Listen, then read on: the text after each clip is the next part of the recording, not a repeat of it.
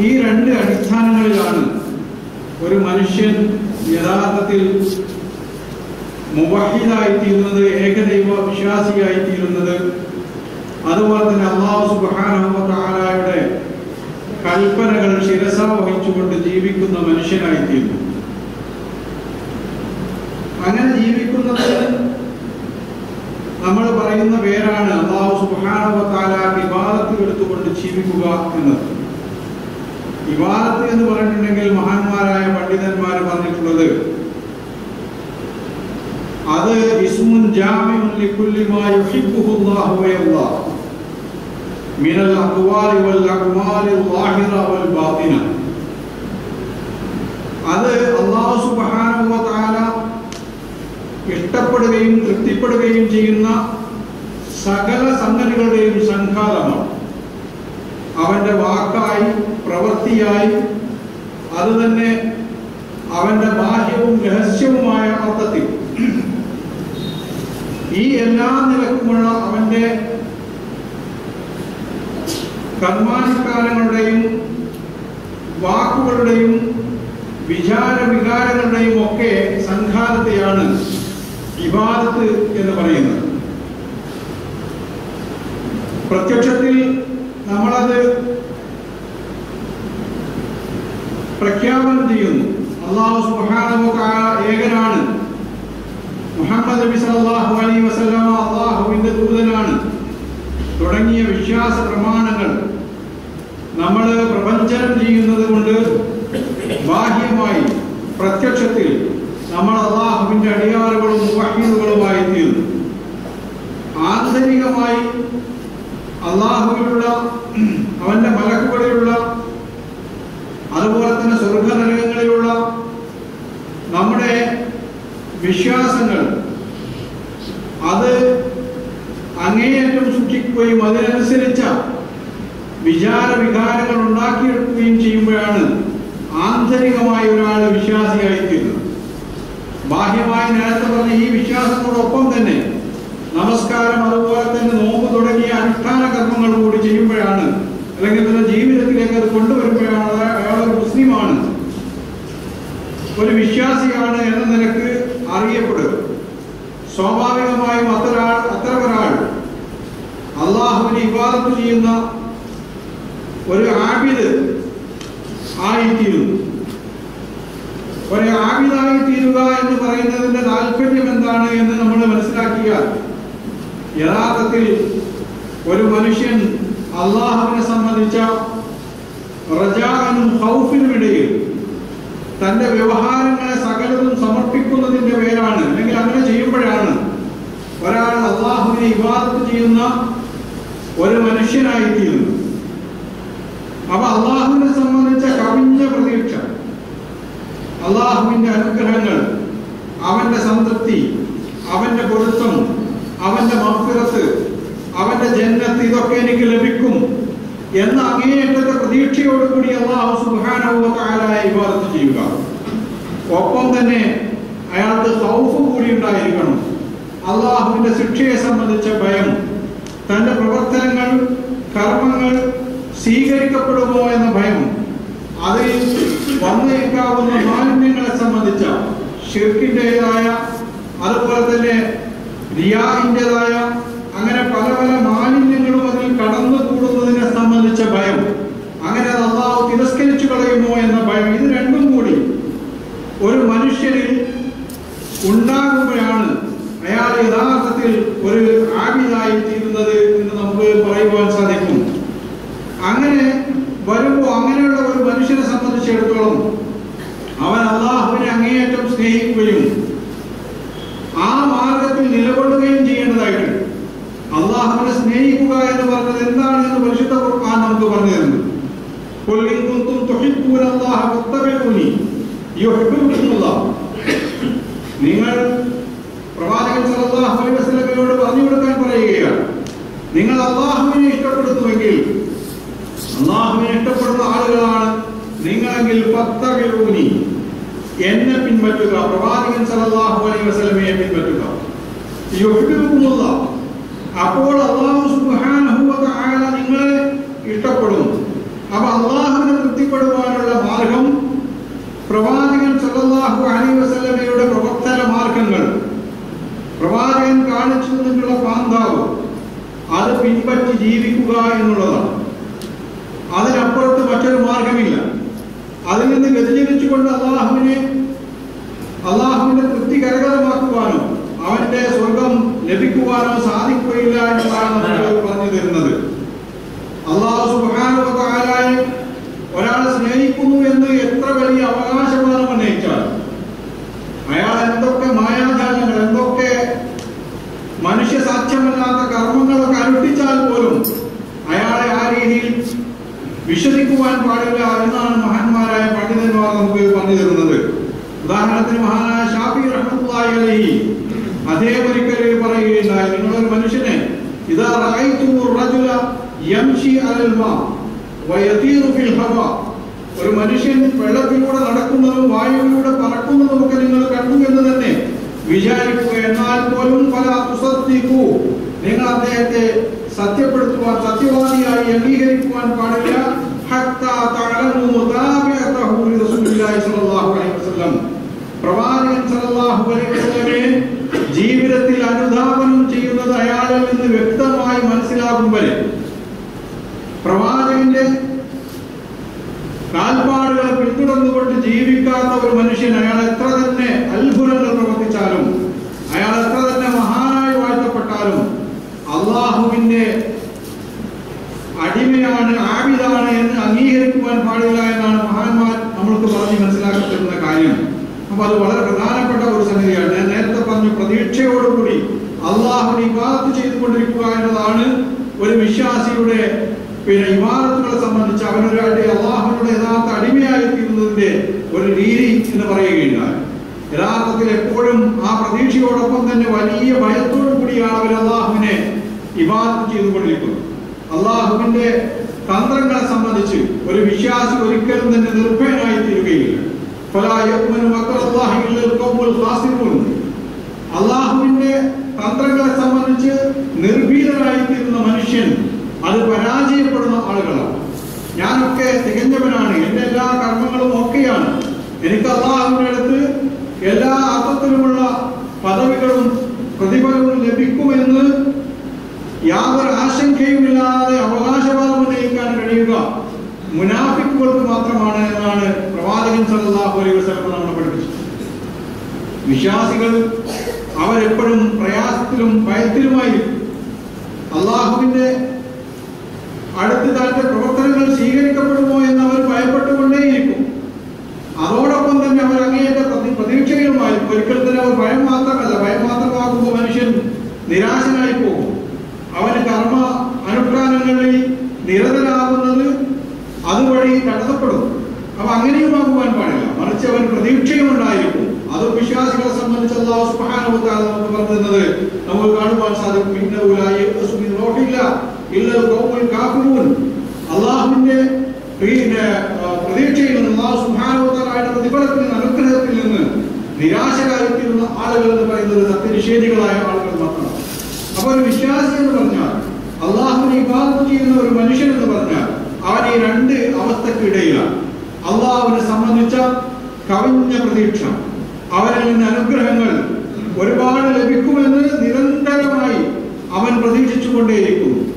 അതോടൊപ്പം അല്ലാഹു സുബ്ഹാനഹു വ തആല സ്വീകരിക്കുമോ എന്ന ഭയവും അവന്റെ മനസ്സിനെ ചഞ്ചലപ്പെടുത്തിക്കൊണ്ടിരിക്കുന്നു. ഈ അവസ്ഥക്കിടയിലാണ് അവന്റെ കർമ്മങ്ങൾ മുന്നോട്ട് പോകുന്നത്. അപ്പൊ ഒരിക്കലും തന്നെ അവന് സമാധാനമായിട്ട് ഇരിക്കുവാൻ സാധിക്കുകയില്ല. അവന്റെ മനസ്സിനെ അള്ളാഹുവിൽ നിന്ന് മുക്തമാക്കി നിലനിർത്തുവാൻ അവന് ഒരിക്കലും തന്നെ സാധിക്കുകയില്ല. ഈ ഒരു അവസ്ഥയാണ് വിശ്വാസികളിൽ നിന്നും ഉണ്ടാകേണ്ടത്. അങ്ങനെയുള്ള ഒരു വിശ്വാസി യഥാർത്ഥത്തിൽ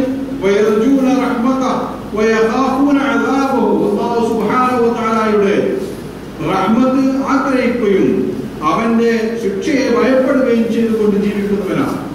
അങ്ങനെയല്ലാത്ത ഒരു ജീവിതം ഒരു വിശ്വാസിയെ സംബന്ധിച്ചിടത്തോളം പാടില്ല എന്നാണ് ഈ പറയുന്നതിനർത്ഥം.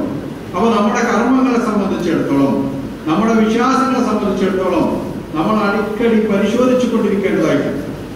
അതാണ് നമുക്ക് അല്ലാഹു സുബ്ഹാനഹു വ തആല പറഞ്ഞു തരുന്ന സംഗതി.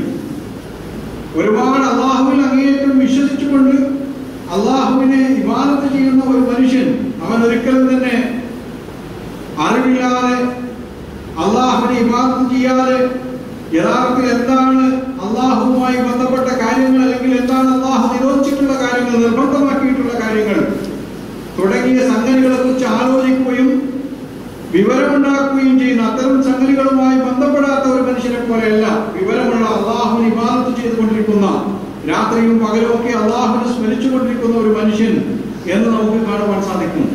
അള്ളാഹു സുബ്ഹാനഹു വ തആല വിശ്വാസികളെ സംബന്ധിച്ച് നമുക്ക് പരിചയപ്പെടുത്തി തരുന്നുണ്ട്. അമ്മൻ ഹുവ ഖാനിതുൻ ആനാഅൽ ലൈൽ സാജിദൻ വ ഖായിമൻ യഹ്ദറുൽ ആഖിറ വയർജു റഹ്മത റബ്ബി ഖുൽ ഹൽ യസ്തവി അല്ലദീന യഅലമൂന വല്ലദീന ലാ യഅലമൂൻ ഇന്നമാ യതദക്കറു ഉലുൽ അൽബാബ്.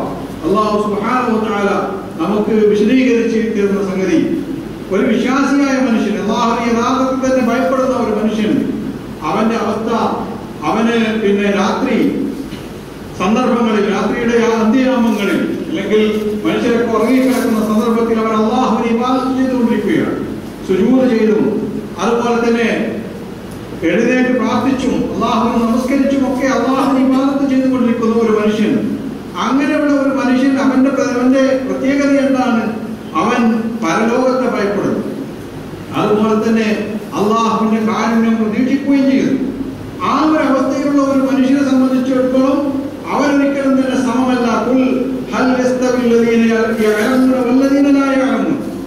ഇത്തരം കാര്യങ്ങൾ അള്ളാഹുവിന്റെ ശിക്ഷ സംഭവിച്ചേക്കാം, അല്ലെങ്കിൽ അള്ളാഹുവിന്റെ കാരുണ്യം എനിക്ക് ലഭിക്കേണ്ടതുണ്ട്. ഈ രണ്ട് പ്രതീക്ഷകളോടുകൂടി, ഒരു ഭയത്തോടും ഒരു പ്രതീക്ഷയോടും കൂടി അള്ളാഹുവിനെ ഇബാദത്ത് ചെയ്തുകൊണ്ടിരിക്കുന്ന ഒരു മനുഷ്യനെ പോലെയല്ല ഇതൊന്നും ശ്രദ്ധിക്കാതെ, ഇത്തരം കാര്യങ്ങളുമായൊന്നും തന്റെ മനസ്സിനെ വ്യാപരിപ്പിക്കാതെ, തോന്നിയ മാതിരി യാതൊരു ഭയവുമില്ലാതെ, അള്ളാഹുവിനെ സംബന്ധിച്ച നിറഞ്ഞ പ്രതീക്ഷകളില്ലാതെ കഴിച്ചു കൂട്ടുന്ന ഒരു മനുഷ്യൻ ഈ ഒരു വിശ്വാസിയെ പോലെയല്ല എന്ന് അല്ലാഹു സുബ്ഹാനഹു വ തആല നമുക്ക് പറഞ്ഞു തരിക.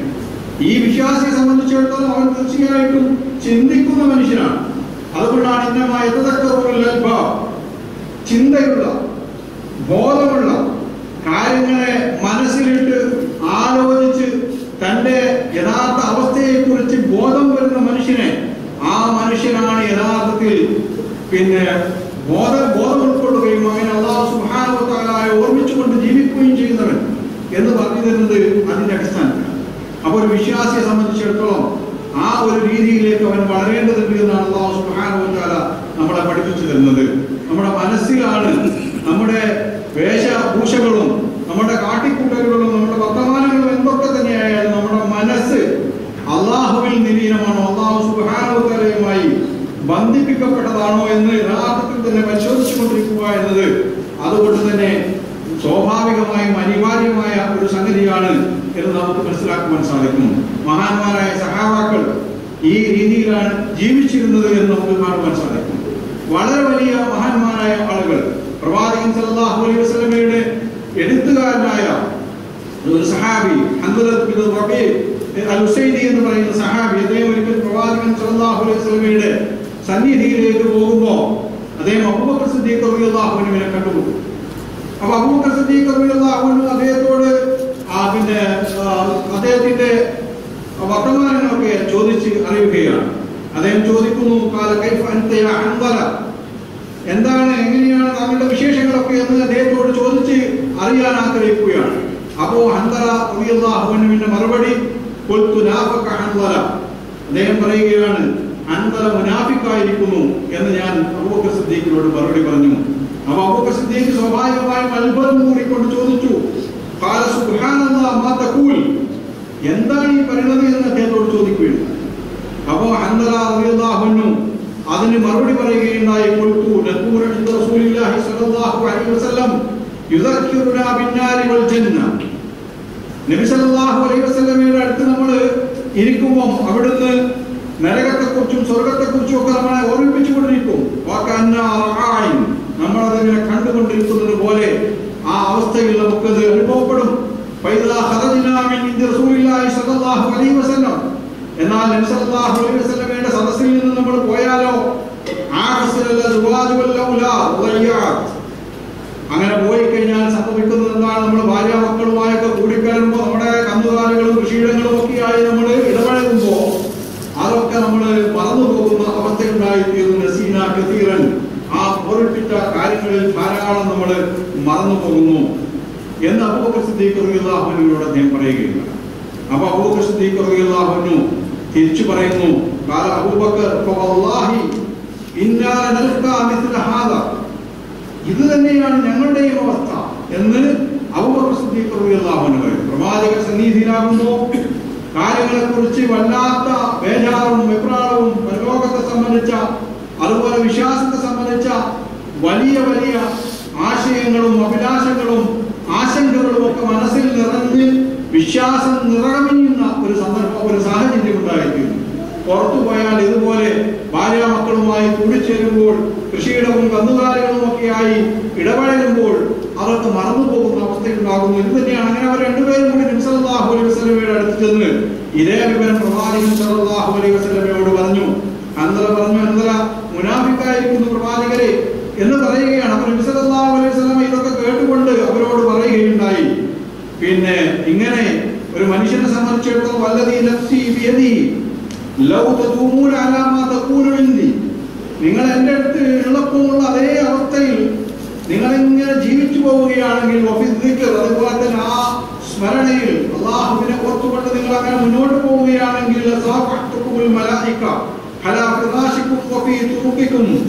നിങ്ങളെ മലക്കുകൾ നിങ്ങളുടെ കിടപ്പിടങ്ങളിലും അതുപോലെ തന്നെ വഴികളിലും ഒക്കെ നിങ്ങൾ മുസാഫത്ത് ചെയ്യുമായിരുന്നു. അത്ര പരിശുദ്ധരായ, അത്ര കറകളഞ്ഞ ഈമാനിന്റെ പ്രതീകങ്ങൾ എന്ന നിലക്കുള്ള മലക്കുകൾ നിങ്ങളെ മുസാഫത്ത് ചെയ്യുമായിരുന്നു, നിങ്ങൾക്ക് ഹസ്തദാനം ചെയ്യുമായിരുന്നു, അത്രമേൽ പരിശുദ്ധമായി തീരുമായിരുന്നു നിങ്ങളുടെ അവസ്ഥ.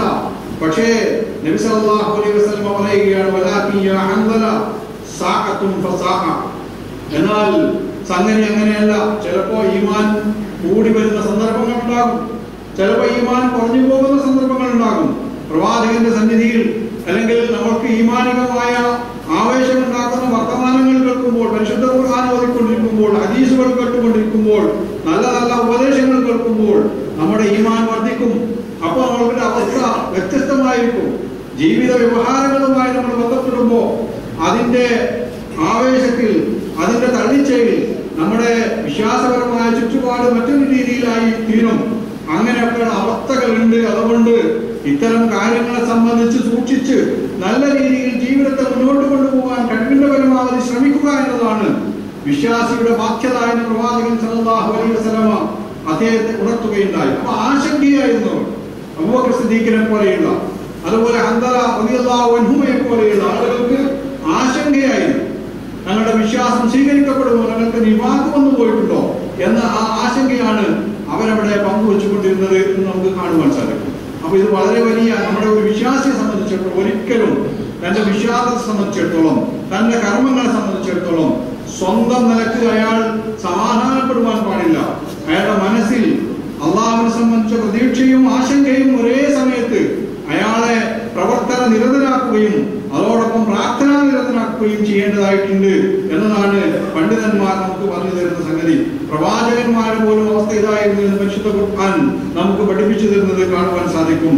പിന്നെ അല്ലാഹു സുബ്ഹാനഹു വ തആല പിന്നെ സക്കരിയ അലൈഹിസ്സലാമിന് യഹ്യ അലൈഹിസ്സലാമിനെ നൽകിക്കൊണ്ടുള്ള ആ സന്ദർഭം വിശദീകരിക്കുന്നിടത്ത് പ്രവാചകന്മാരെ സംബന്ധിച്ച് പറയുന്നത് നമുക്ക് കാണുവാൻ സാധിക്കും. ആ പ്രവാചകന്മാർ ഇന്നഹും കാനൂ യുസാരിഊന ഫിൽ ഖൈറാത്ത്, അവർ നല്ല നല്ല കാര്യങ്ങളിൽ മത്സരിച്ച് മുന്നേറുന്ന ആളുകളായിരുന്നു.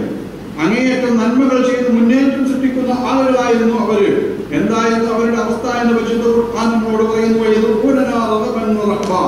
അവര് പ്രതീക്ഷയോടുകൂടി ആശങ്കയോടുകൂടി നമ്മളോട് പ്രാർത്ഥിച്ചു കൊണ്ടിരിക്കുന്ന ആളുകളായിരുന്നു.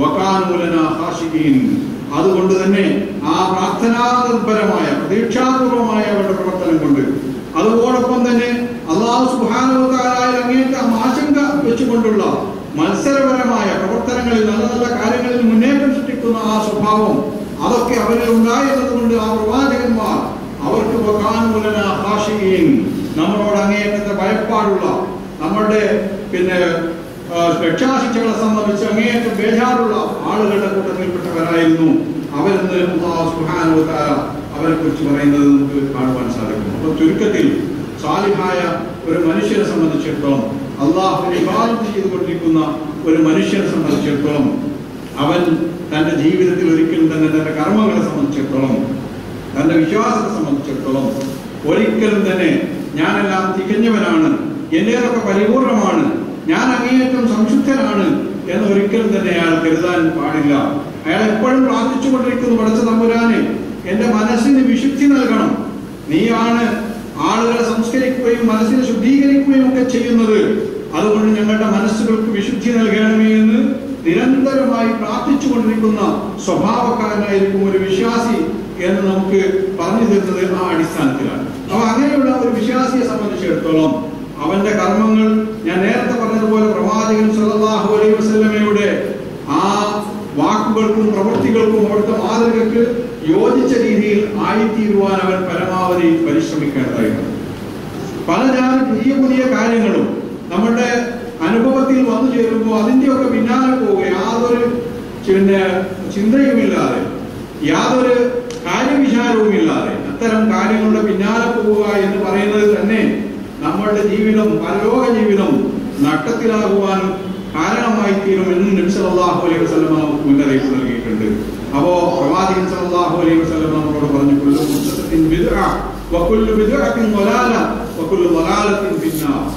ദീനിന്റെ മേഖലയിൽ ആളുകൾ പുതുതായി സൃഷ്ടിക്കുന്നതൊക്കെ തന്നെയും നവീനമായ കാര്യങ്ങളാണ്. അത്തരം കാര്യങ്ങൾ വഴികേടിലേക്കുള്ള മാർഗമാണ്, അതാകട്ടെ നരകത്തിലേക്കുള്ള മാർഗവുമാണ് എന്ന് പ്രവാചകൻ സല്ലല്ലാഹു അലൈഹി വസല്ലമ നമുക്ക് പറഞ്ഞിരുന്നുണ്ട്. അതുകൊണ്ട് നബി സല്ലല്ലാഹു അലൈഹി വസല്ലമയുടെ വാക്കും പ്രവൃത്തിയുമായി പ്രവാചകൻ നമുക്ക് കാണിച്ചു തന്ന കർമ്മങ്ങൾ അത് ജീവിതത്തിൽ അനുഷ്ഠിച്ചുകൊണ്ട് മുന്നോട്ട് പോവുക എന്നതാണ് ഒരു വിശ്വാസിയെ സംബന്ധിച്ചിടത്തോളം വിജയിക്കുവാനുള്ള യഥാർത്ഥ മാർഗം. കാരണം പ്രവാചകനിലാണ് നമുക്ക് മാതൃകയത്. വലക്കും ഫീ റസൂലില്ലാഹി ഉസ്വത്തുൻ ഹസന, നിങ്ങൾക്ക് ഏറ്റവും നല്ല മാതൃക പ്രവാചകൻ സല്ലല്ലാഹു അലൈഹി വസല്ലമയിലാണ്.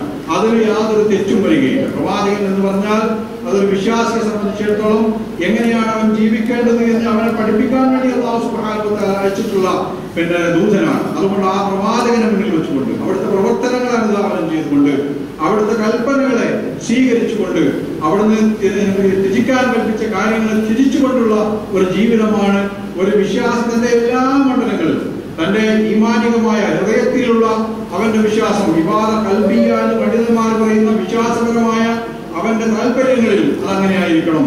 അതുപോലെ തന്നെയാണ് അതുപോലെ തന്നെ അവന്റെ ഹൃദയത്തിൽ അവന് ചെയ്യുന്ന വികാരങ്ങൾ ഇതൊക്കെ തന്നെ ഇസ്ലാമികമായ ഈമാനികമായ അടിസ്ഥാനത്തിലായിരിക്കണം എന്നാണ് പറയുന്നത്. വാക്കുകളും അങ്ങനെ തന്നെ ഇബാദ ഖൗലിയ, നമ്മൾ പറഞ്ഞുകൊണ്ടിരിക്കുന്ന കാര്യങ്ങൾ അല്ലാഹുവിന്റെ തൃപ്തിയുടെ അടിസ്ഥാനത്തിലുള്ളതായിരിക്കണം.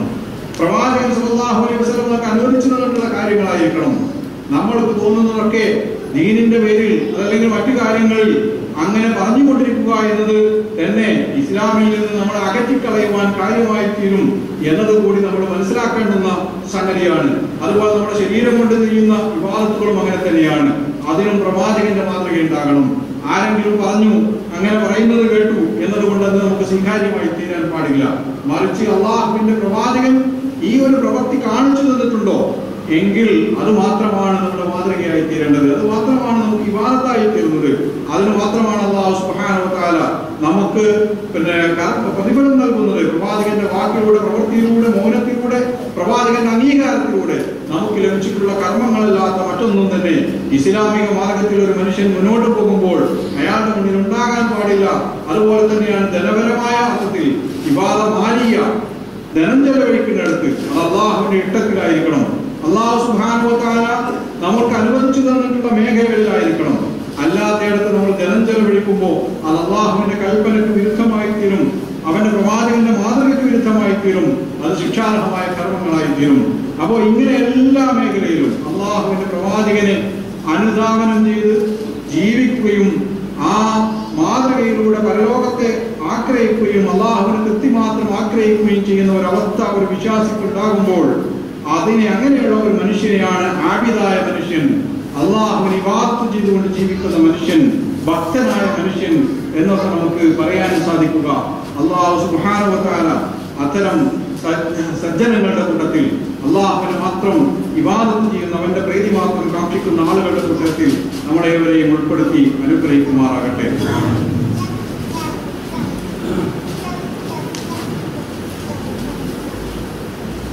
അൽഹംദുലില്ലാഹ്.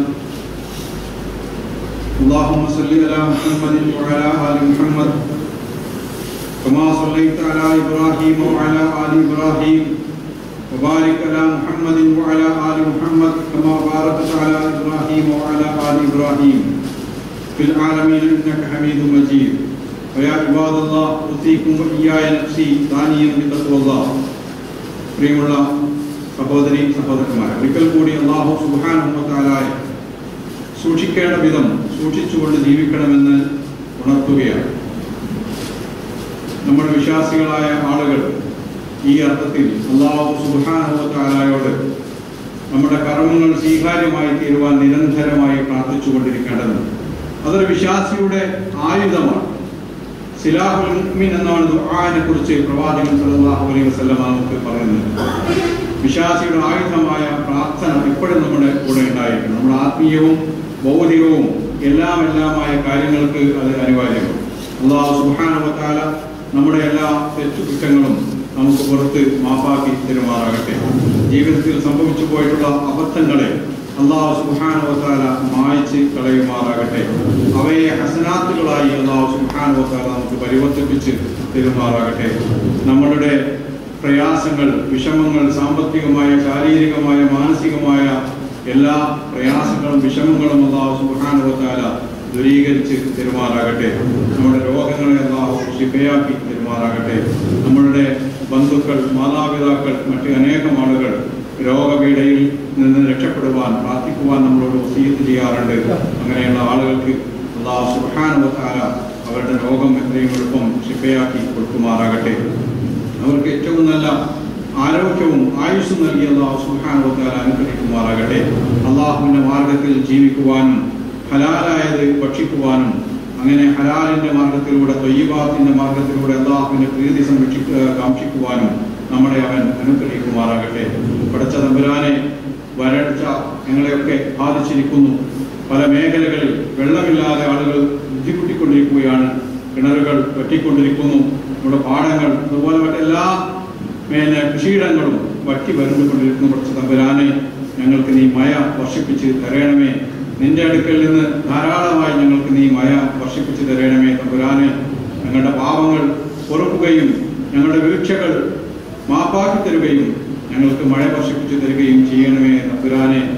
നമ്മുടെ ഒരുപാട് ജീവജാലങ്ങൾ, അതുപോലെ തന്നെ മനുഷ്യർ പടച്ച തമ്പുരാനെ, അവരോട് അനുഗ്രഹം കാണിക്കണമേ തമ്പുരാനെ. മഴ വർഷിപ്പിച്ച് ഞങ്ങളെ നീ അനുഗ്രഹിക്കണമേ തമ്പുരാനെ. اللهم اغفر للمؤمنين والمؤمنات والمسلمين والمسلمات الأحياء منهم والأموات. اللهم أجرنا من النار. اللهم أجرنا من النار. اللهم أجرنا من النار وأجر والدينا من النار. ربنا ظلمنا أنفسنا وإن لم تغفر لنا وترحمنا لنكونن من الخاسرين. اللهم اصلح لنا ديننا الذي هو عصمة أمرنا واصلح لنا دنيانا التي فيها معاشنا واصلح لنا آخرتنا التي إليها معادنا. اللهم اجعل الحياة زيادة لنا في كل خير واجعل الموت راحة لنا من كل شر. اللهم أرنا الحق حقا وارزقنا اتباعه وأرنا الباطل باطلا وارزقنا اجتنابه. اللهم إنا نسألك رضاك والجنة وما قرب إليها من قول أو عمل. اللهم إنا نعوذ بك من سخطك والنار وما قرب إليها من قول أو عمل. اللهم انصر من نصر دين محمد صلى الله عليه وسلم واجعلنا منهم واخذل من خذل دين محمد صلى الله عليه وسلم ولا تجعلنا منهم. ربنا آتنا في الدنيا حسنة وفي الآخرة حسنة وقنا عذاب النار. ربنا تقبل منا إنك أنت السميع العليم وتب علينا إنك أنت التواب الرحيم. ربنا هب لنا من أزواجنا وذرياتنا قرة أعين واجعلنا للمتقين إماما. ربنا اغفر لنا ولوالدينا وللمؤمنين يوم يقوم الحساب. سبحانك رب العزة عما يصفون وسلام على المرسلين والحمد لله رب العالمين. وأقم الصلاة.